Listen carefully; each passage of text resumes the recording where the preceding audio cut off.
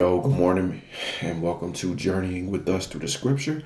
We are back at it again, about to hit this up.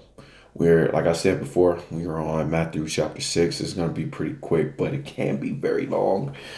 Man, there's been so much written on this subject that I can't even go over all of it. I mean, the whole thing that we do here in the morning could be used to cover it and stuff like that. So I'm gonna give you a really brief synopsis on the thoughts that have been written about and what we can gather as we are trying to engage the text ourselves. So we are on Matthew chapter 6, and as I said, just going over the petitions that are present in the Lord's Prayer, or the prayer that was given to the disciples as a model to in how to address God, or to pray for things, or just to correct.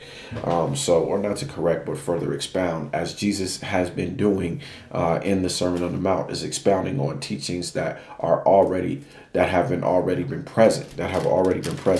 So the Lord's Prayer, or this prayer that he teaches to his disciples, is birthed out of something that they would have already been familiar with.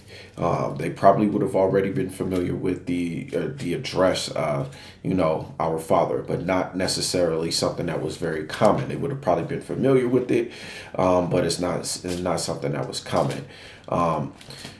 But he says, look, this is how we are going to address God, is as our Father, or Daddy, or Dad, or basically denoting some type of intimate relationship with God, as a father to a child, or a child to a father, and stuff like that. So that's the first thing, the first setup. But then at the same time, there is an idea of reverence. There's an idea of reverence.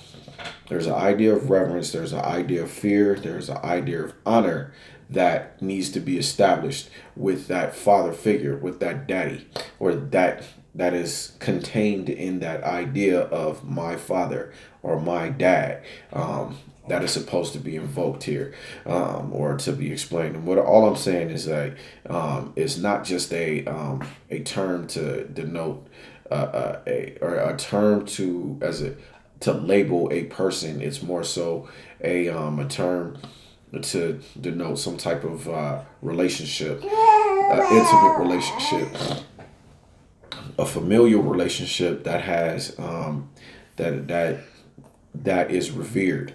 You know what I'm saying? That is a revered familial relationship, revered in a sense of authority, because the father has authority, or the daddy has authority over the child, over the family, and stuff like that. And it's to be honored as such, to be respected, like respect your elders, but to a greater degree, where you respect you will honor the memory, the person of your parent, your dad, in this sense. So there's that first part. The second part, as I'm gonna go through really quick, is the three petitions. Number one, may your name be kept holy. Number two, may your kingdom come. And number three, your will be done. Kingdom come and will be done are similar, because they are, if how can his will not be done inside of his kingdom? You know what I'm saying? His kingdom is his rule and his authority being made manifest here on earth, and which clearly that is not happening and stuff like that. Otherwise, we wouldn't have the things that we do see in the world. And so what Jesus is saying is pray that God's rule, God's reign, His authority be made manifest here on earth, because there's a clear distinction here on earth, and there's a clear tension between God and the way that we think on earth. Which that's why I'm gonna go back to the second part, the second petition, which is that His name be sanctified, that His name be kept holy. The name represented an extension of the extension of the person. It meant his reputation and stuff like that. So I mean, and it denoted his reputation. And so when we are saying, or Jesus is saying, may his name be kept holy, may his reputation be honored as such, and stuff like. And so what we mean by that is, so like, what is that, what is that being saying? Obviously that God's reputation is not being honored here on earth. And and we know that because there's the idea that there is no God, that we come from, there is no God, there is no reason for our existence, there's no purpose to our existence, we are accidents, and there is, our life is meaningless and stuff. And so that, and why does, if there is a God, he is not powerful enough to stop the things that are evil in this world. And so that would be an argument against God's reputation.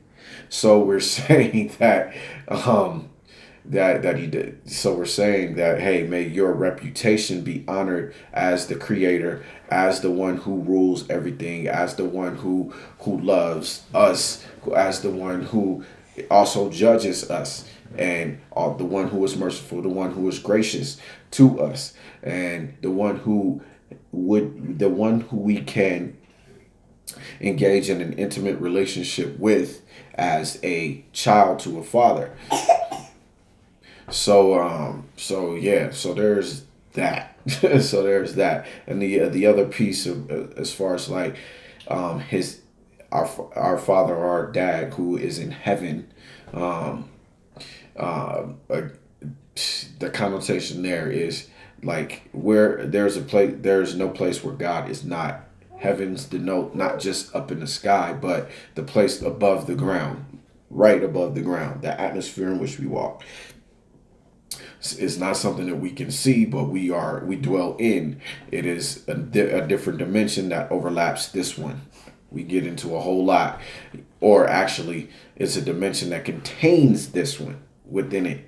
We live and move and have our being, and so yeah, it's a lot that's going on there. But the one thing is, the prayer calls us to acknowledge God, and who he, and who he is, and call the world to do the same thing, and petition God to make sure that that does happen in the world. I had a whole lot of questions about this, and I still ask the questions. I had to get another book out just to read some more about the characteristics of the prayer. And so tomorrow we're going to go over the last three petitions that are present, and kind of just, expound on that. Like I said, this has been Apologetic. Sorry if I don't apologize. You guys have a blessed day.